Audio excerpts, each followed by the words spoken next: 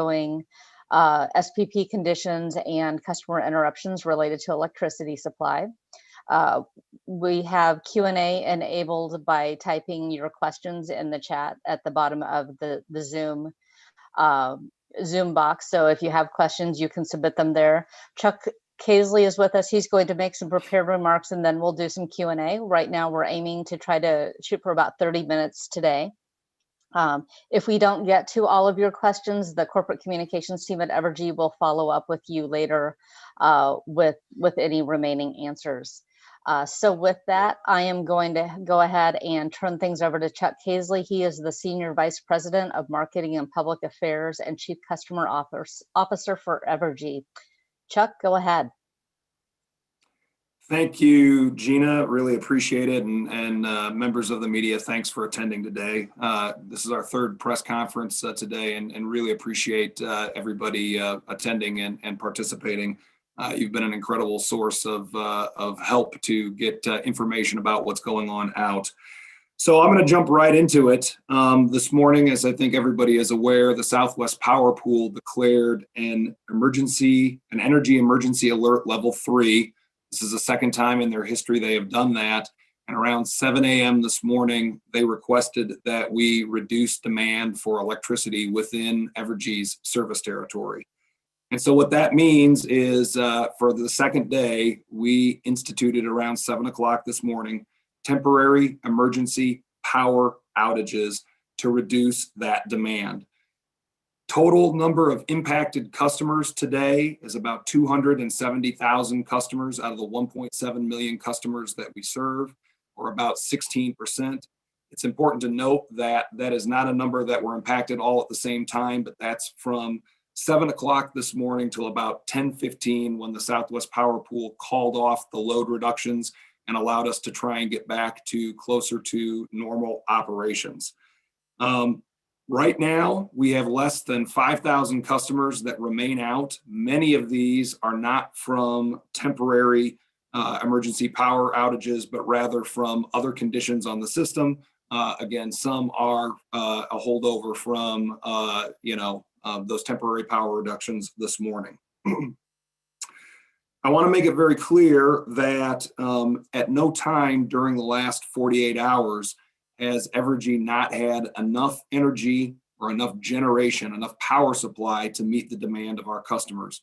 It's important to remember that the Southwest Power Pool is the controlling authority for a 17-state region, of which Evergy is just one of the utilities serving customers in that 17-state region. And they have whenever they have a situation that could impact grid stability, as occurred today, we get called on to do our part and to reduce load in order to make sure that the grid as a whole remains stable. Southwest Power Pool serves from our border with Canada all the way down to the Panhandle in Texas. And again, that's a 17-state region.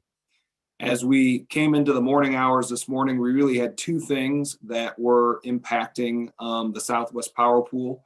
The first was overall supply.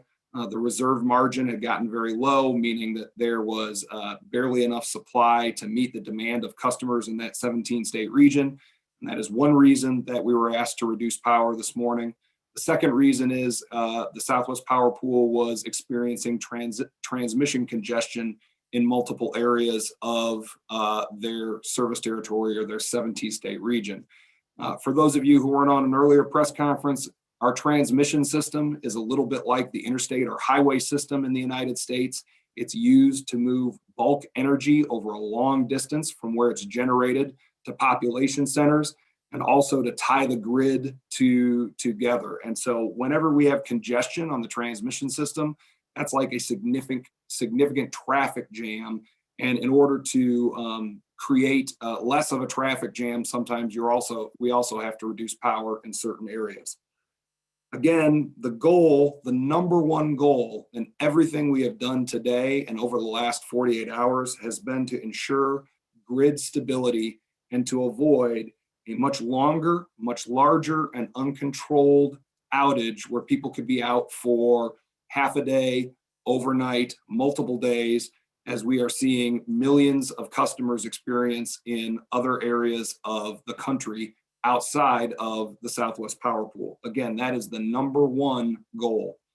This morning when we came to you and we had a press conference at 8:30, we were talking about the fact that we still had a goal to keep outages as short as possible, with the goal being between 30 and 90 minutes. As it turns out, though, the Southwest Power Pool requested we reduce about 5 times the load today, or 5 times the demand within our service territory as they did yesterday. And they also requested that we keep that demand reduced for about 3+ times, again, what we had to do yesterday. As a result, many of the outage times that customers experienced today were a little longer than what we intended, of 30 to 90 minutes. But many customers experienced an outage of 2 to 3 hours. Now, some customers significantly less, and some customers obviously experienced a little bit longer. Again, the whole point here is to maintain grid stability and to make sure we avoid much bigger, much longer, and prolonged outages. The last 48 hours and really the last week have shown us truly unprecedented temperatures for an extended period of time. And that means whenever we have outages, whether they are planned emergency outages or whether they are ones that come up because of some kind of failure or an issue on our system, we immediately get significant amounts of traffic to our call centers and to our website. Today we experienced, and we were able to count up to 6 times the highest number of calls to our call center and website that we have seen in our company's history. Truly an unprecedented amount of calls and an unprecedented amount of traffic to our website. As a result, we know that for a couple of hours, several hours today, communication with Evergy was very difficult. It was difficult to report an outage, and sometimes people had to wait a considerable amount of time to talk to a call center representative, despite being fully staffed and ready to go. We apologize for that. It is certainly not our goal to have difficulties communicating with us and reporting an outage in a situation like this. It is something that we are already working on to make sure it doesn't happen again, and it's certainly something we will learn from in the future. But this is truly an unprecedented event today.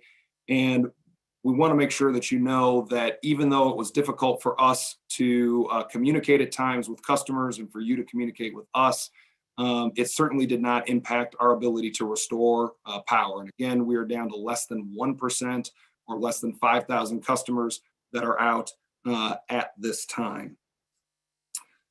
A couple of other things to note real quick, and then we will take some questions. First of all, according to the Southwest Power Pool, we are not quite out of the woods yet, meaning as we go into tonight and into tomorrow morning, there are still extreme stress on the system. We still have very extreme temperatures, and we've got power plants all across the 17-state region that have been running flat out at their capacity for at least 2 and sometimes longer time periods now. So many of the conditions that were present this morning to create the need to have temporary emergency power reductions are still in place. The Southwest Power Pool is saying that between 8 p.m. tonight and tomorrow morning is the time when we're at most risk for additional outages.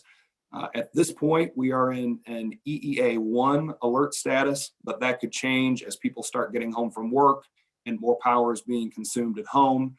And so we just want to remind people that the request is still out there to conserve energy. You can do that by turning down thermostats, not using lights in rooms that you're not in, reducing the number of appliances that you're using in critical times in the early evening up until about 8 or 9, maybe even 10 o'clock tonight. And just in general, being very conscientious about the amount of electricity we use. That will help considerably, and we appreciate folks who are doing that. One other thing, I'd like to give a couple of thank yous. First of all, we've got several large customers, multiple large customers, including Ford Motor Company, Occidental Petroleum, Coffeyville Resources, and several others that are working with Evergy to reduce their power usage and reduce the amount of demand that we would have to get from residential and smaller business customers in the event of an emergency situation like we had earlier today. These companies are doing this at risk of the equipment that they're operating, and we just really would like to thank them for everything that they've been doing over the last several days to help with this situation. And then finally, we'd like to send a big shout out to the men and women who are working outside, more than 3,500 people that are working on lines, distribution and transmission, working on power plants, wind turbines, coal piles. They're working outside in absolutely horrendous conditions over long shifts to make sure that we can keep the lights on, that our power plants are maintained, and whenever there's a problem on our system, that people are climbing poles and getting those fixed. So we really appreciate that. We would not be in the position we are right now were it not for those men and women, and just want to say thank you for that. They're heroes, and we appreciate their efforts. That is a brief thumbnail update of what happened today, and now I'd be happy to take any.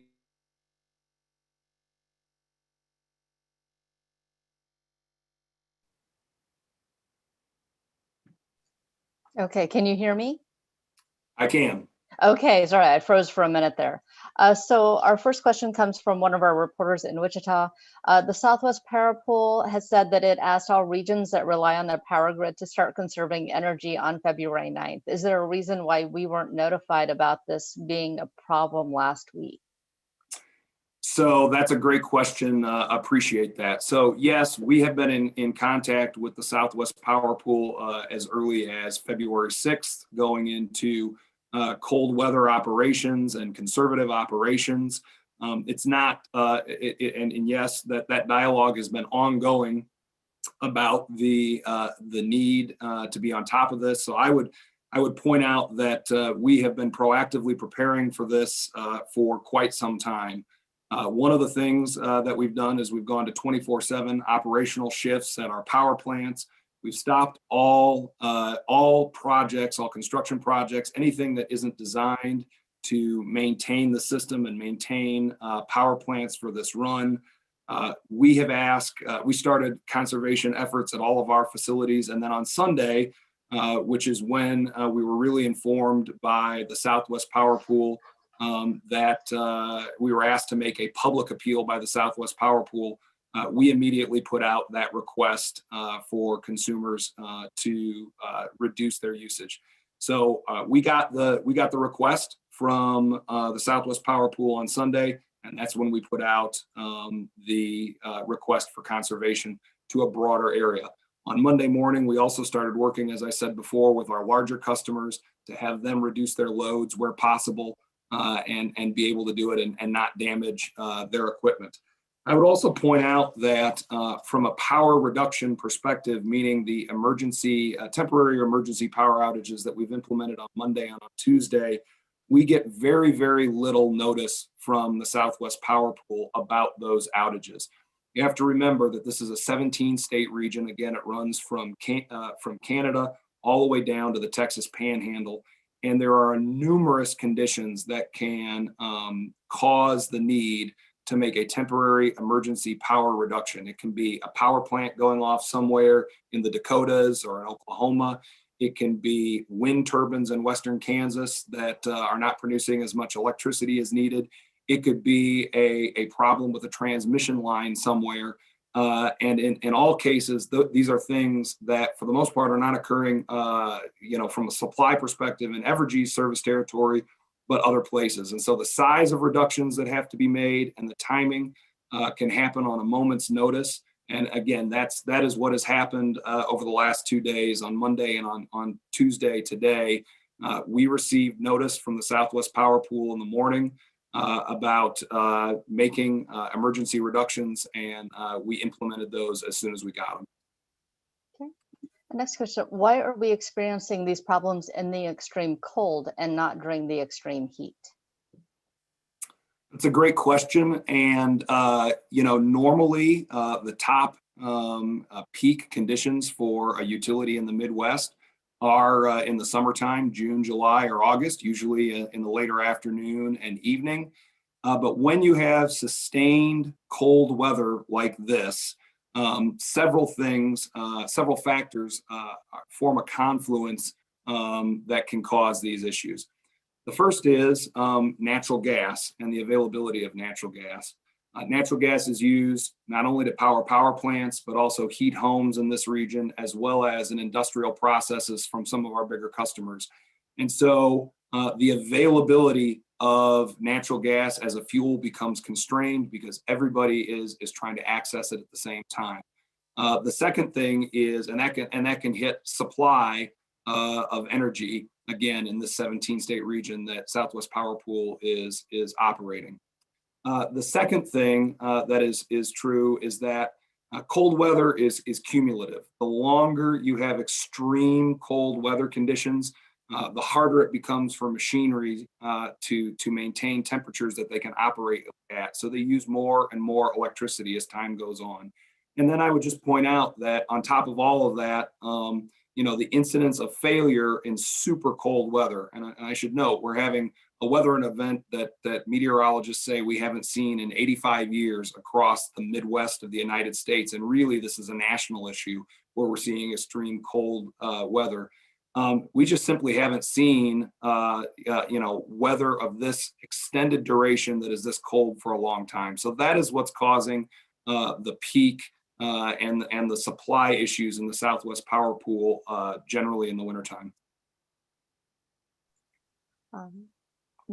Are part of the outages driven by wind turbines, and are the wind turbines producing any energy? It's another great question, and the quick answer is all of the generation within the Southwest Power Pool has been affected by this weather. As I just mentioned, there are issues with accessing natural gas and fuel oil to run some of our peaker power plants, or the power plants that utility companies turn on to manage very, very high demand in electricity. Coal plants have issues. Some of it has to do with the coal piles, which are stored outside. We get precipitation. And in this case, in this region, we've had freezing rain and then snow. That gets into the coal pile and does two things. One, it becomes very high in moisture content. And the second thing is it becomes almost like concrete. So it's very difficult to get into the power plant to burn and make electricity. In our particular case, we've had people working just about around the clock with bulldozers and other heavy machinery to break up that coal and to get it into the power plants. So you see coal plants having a lot of issues with coal and also with water to cool the power plant. And then again, also, wind, we've had a lot of freezing fog and moisture in the air. This has caused icing on the turbines, and just the very, very cold weather has also caused some of these turbines not to be available.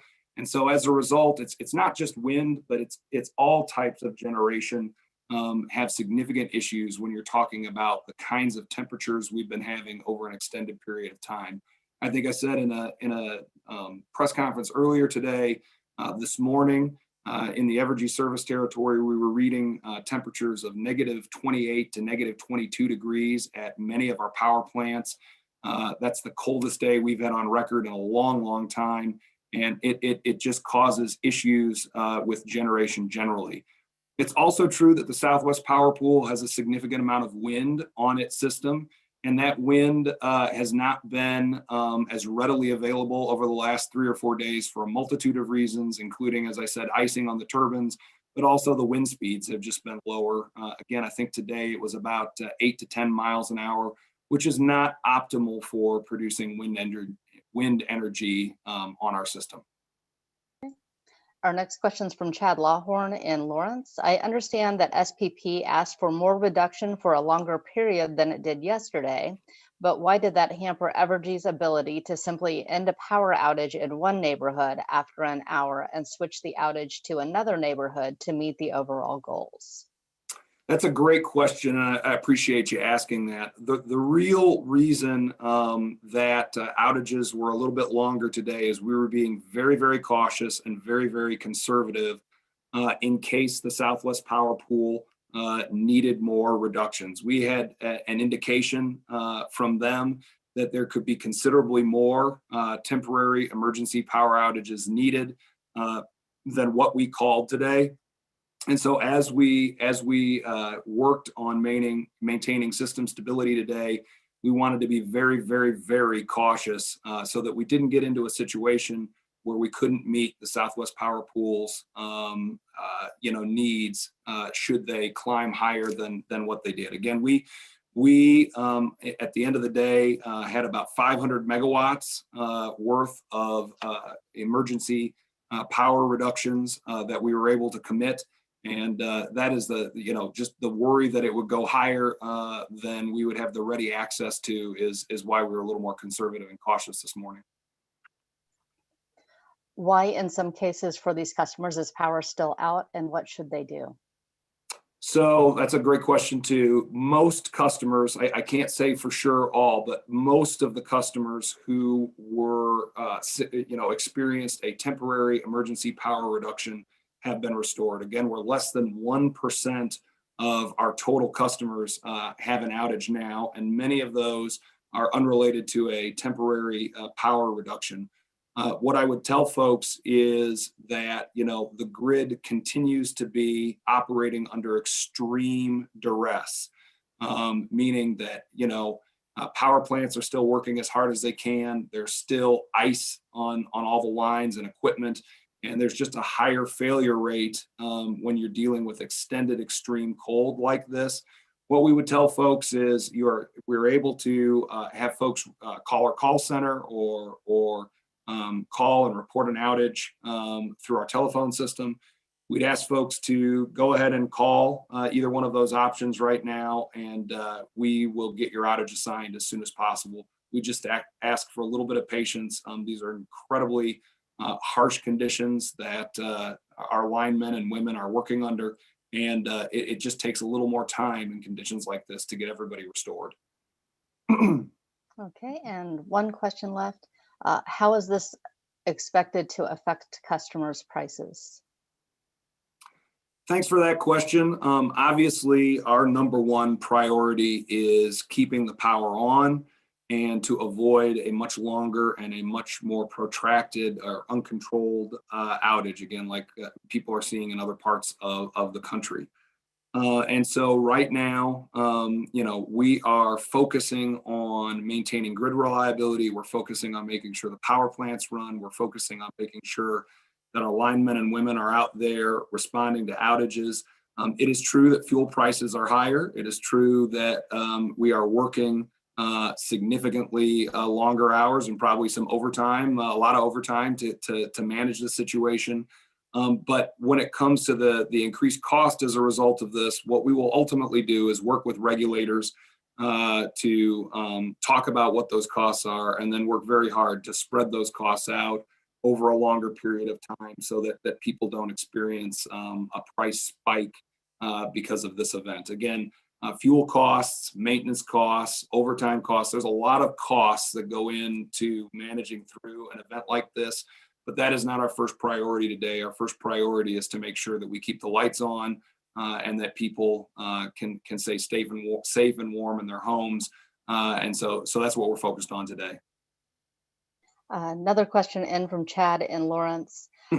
Can you provide any assurances that future temporary power outages won't last 3 or 4 hours? What should expectations be for the future? So we would love for temporary emergency power outages to be shorter in duration should they become necessary overnight or tomorrow morning. No, I cannot guarantee that. And the reason I can't guarantee it is because it will largely depend on what the system requirements are and what we hear from Southwest Power Pool. If the situation mirrors what we saw on Monday from about 12:15 through 1:25, where we had our first round of temporary emergency power outages, then our expectation would be it would be closer to the 30 to 60 minute range.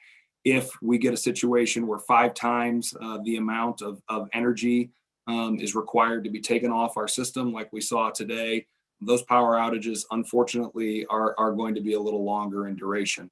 And it's also important to know that they could be a little longer in duration simply because of some other operating condition that exists within the Southwest Power Pool. We are hopeful that we are through the worst of this, and we are certainly doing everything we can to avoid additional power outages. But at some point, we're at the mercy of both this weather system and all the other dynamics that are going on in the Southwest Power Pool. Again, it could be wind generation not performing as well as the Southwest Power Pool would like. It could be a power plant that goes off somewhere in Oklahoma or South Dakota, and that could get us into another emergency situation. So it's really a minute by minute thing. And again, we're cautiously optimistic that we're through the worst of it, but we are not out of the woods yet, so to speak. Okay, that appears to be all of the questions we've had come in. I will send a link out to the recording to our participants as soon as it's available. We appreciate everybody's time this afternoon. I know you have a lot going on. Thanks for helping keeping everyone informed.